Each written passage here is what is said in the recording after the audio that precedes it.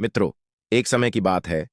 देवर्षि नारद नारायण नारायण नाम का जाप करते हुए वैकुंठ लोक पधारते हैं। नारद जी को देखकर भगवान श्री हरि विष्णु कहते हैं, हे देवर्षि, पधारो, वैकुंठ में तुम्हारा स्वागत है। आज अचानक ही वैकुंठ में आने का क्या प्रयोजन है? अवश्य ही कोई महत्वपूर्ण समाचार लेकर आए होंगे। नारद जी कहते हैं, हे प्रभु, मेरा प्रणाम स्वीकार कीजिए। आप तो सब कुछ जानते हैं, फिर भी अनजान बन रहे हैं। इस ब्रह्मांड के कण कण में आप ही का वास है। मेरे भीतर भी आपका ही वास है। आप भली भांति जानते हैं कि मैं आपके पास किस प्रयोजन से आया हूं। भगवान विष्णु कहते हैं, हे नारद, मैं अवश्य जानता हूं तुम्हारे मन में क्या चल रहा है, और आज तुम मानव जाति के कल्याण के उद्देश्य से ही यहां पर आए हो। इसलिए तुम्हारे मन में जो भी शंका है, निसंकोच होकर पूछ लो। नारद जी कहते हैं, हे प्रभु, यदि आप आज्ञा दें तो आपसे मैं एक प्रश्न पूछने के लिए आया हूं। हे प्रभु, ब्रह्मदेव ने सृष्टि की रचना करते समय स्त्री और पुरुष का निर्माण किया था और दोनों को ही एक दूसरे के पूरक बनाया है। किंतु हे प्रभु, किन्नरों की उत्पत्ति कैसे हुई जो पूर्ण रूप से पुरुष है और न ही स्त्री है? भगवान विष्णु कहते हैं, हे देवर्षि, आज तुमने उचित ही प्रश्न किया है। तुम्हारे इस प्रश्न का उत्तर महाराज सुद्युम्न की कथा में छिपा हुआ है। देवर्षि कहते हैं, हे प्रभु, महाराज सुद्युम्न कौन थे और उन्हें किस कारण से स्त्री का शरीर प्राप्त हुआ था? कृपया आप मुझे महाराज सुद्युम्न का इतिहास विस्तार से सुनाइए। भगवान विष्णु कहते हैं, हे देवर्षि, आज मैं तुम्हें महाराज सुद्युम्न की कथा सुनाता हूं। इस कथा के माध्यम से तुम्हें तुम्हारे सभी प्रश्नों के उत्तर मिल जाएंगे। इसीलिए तुम इस कथा को ध्यान से पूरा जरूर सुनना। जो भी इस कथा को पूरा सुनता है, उसके पापों का नाश होता है। देवर्षि कहते हैं, हे प्रभु, मैं इस कथा को पूरा अवश्य सुनूंगा। कृपया आप वह कथा मुझसे कहिए। फिर भगवान विष्णु नारद जी को महाराज सुद्युम्न की कथा सुनाने लगते हैं। हे नारद, पूर्व काल की बात है। पृथ्वी लोक पर महाराज सुद्युम्न नाम के एक राजा राज्य किया करते थे। वे बड़े ही पराक्रमी, धर्मपरायण, सत्य धर्म का पालन करने वाले, शूरवीर और जितेंद्रिय थे। उन्होंने अपने कर्मों से कुल का गौरव बढ़ाया था। महाराज सुद्युम्न दान, शूर और विद्वान थे। उनके राज्य की प्रजा उनसे अत्यंत संतुष्ट रहा करती थी। एक दिन महाराज सुद्युम्न घोड़े पर सवार होकर शिकार करने के लिए जंगल में चले गए। उनके साथ सिपाही और कुछ मंत्री भी थे। महाराज ने अपने कानों में कमनीय कुंडल पहने थे। उनके पास आज गर्व नाम का धनुष था और बाणों से भरा हुआ तरकस धारण करके वे जंगल में भ्रमण करने लगे। उसी जंगल के पास एक कुमार नाम का जंगल था, जो बहुत ही सुंदर दिखाई पड़ रहा था। वह वन दिखने में तो अत्यंत सुंदर किंतु भयभीत करने वाला था। उस वन में भगवान शिव की माया फैली हुई थी, जिस कारण से वह वन पृथ्वी पर स्वर्ग की तरह प्रतीत हो रहा था। अनेक जंगली पशुओं की ध्वनि दूर दूर से सुनाई पड़ रही थी, जिसे सुनकर राजा का मन सुख की अनुभूति कर रहा था।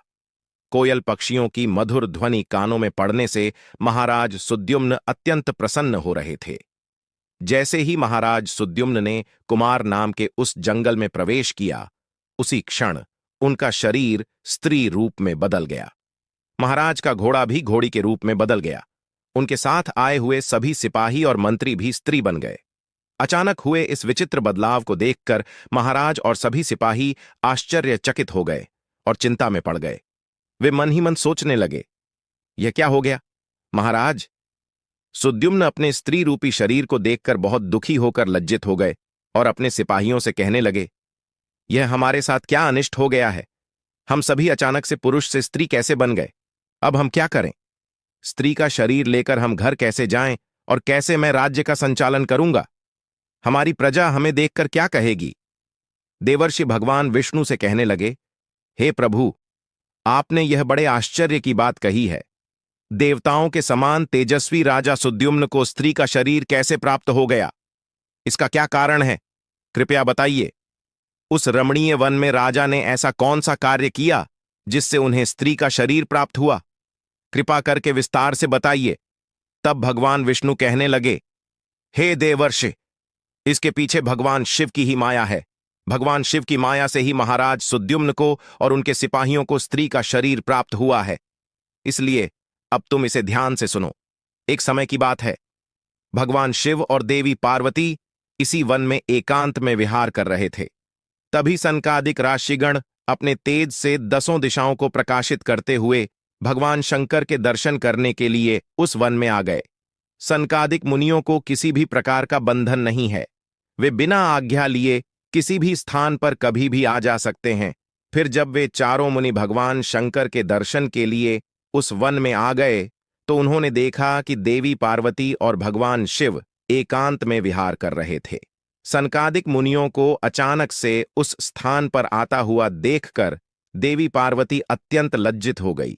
देवी पार्वती तुरंत भगवान शिव से दूर होकर खड़ी हो गई।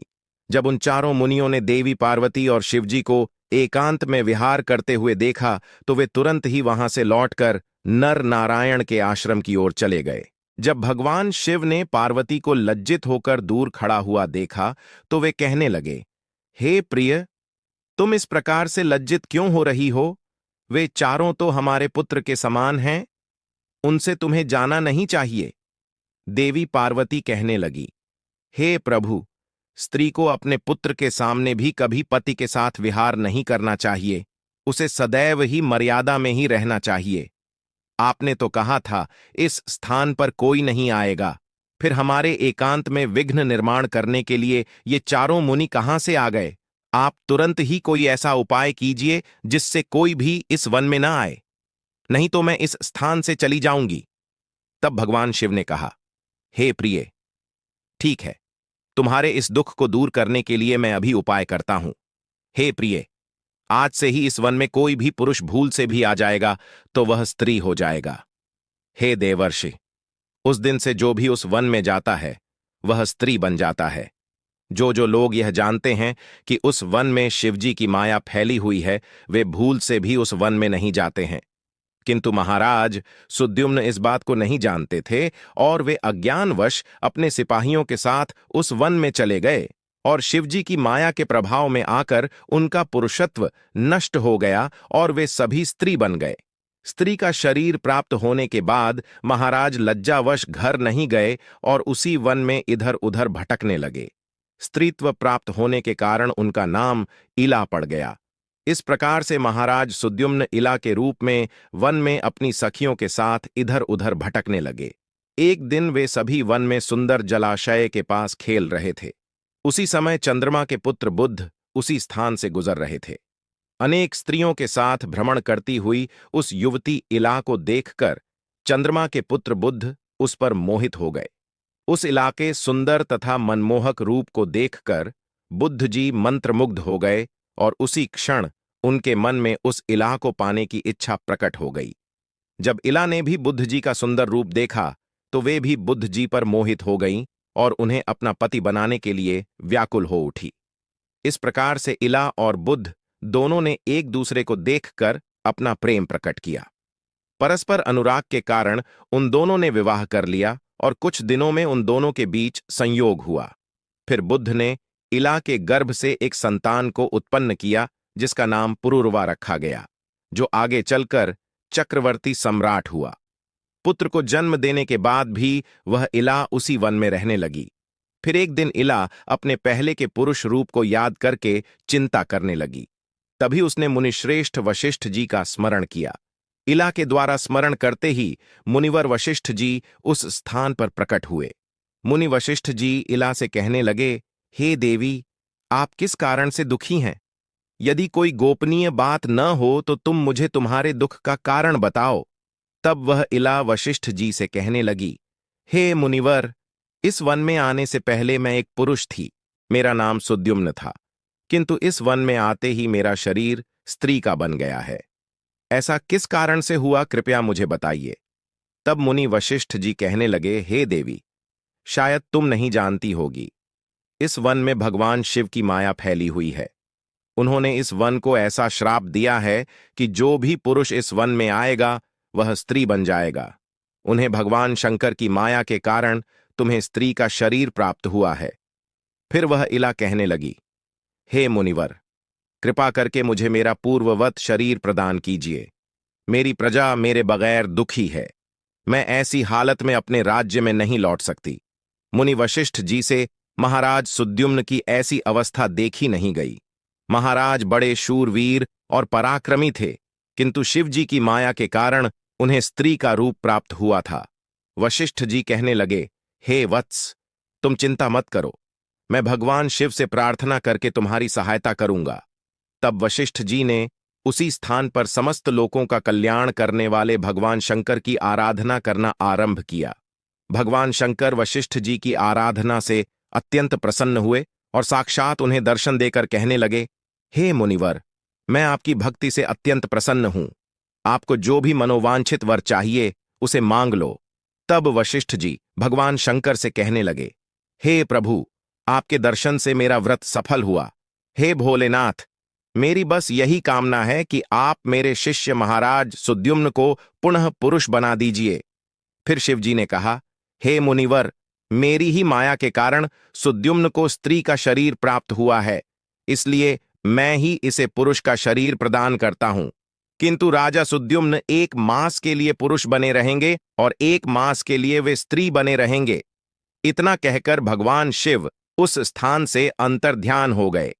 इस प्रकार से वशिष्ठ जी की कृपा से और भगवान शिव के आशीर्वाद से महाराज सुद्युम्न को 1 मास के लिए पुरुष का शरीर प्राप्त हुआ और वे अपने राज्य में लौट गए और सुखपूर्वक राज्य करने लगे। जब महाराज पुरुष के रूप में होते तो वे अपने नगर में जाकर राज्य किया करते थे, और जब वे 1 मास के लिए स्त्री के रूप में होते तो वे वन में आकर ही रहने लगते थे। महाराज के ऐसे विचित्र व्यवहार से उनकी प्रजा त्रस्त हो गई और वे पहले की तरह महाराज सुद्युम्न का सम्मान भी नहीं करने लगी। इधर महाराज के स्त्री रूप में रहते हुए बुद्ध से उन्हें जो पुत्र प्राप्त हुआ था, जिसका नाम पुरूरवा था, वह जवान हो गया। तब महाराज सुद्युम्न ने उसे अपना राज्य सौंप दिया और वे सदा के लिए वन में रहने के लिए चले गए।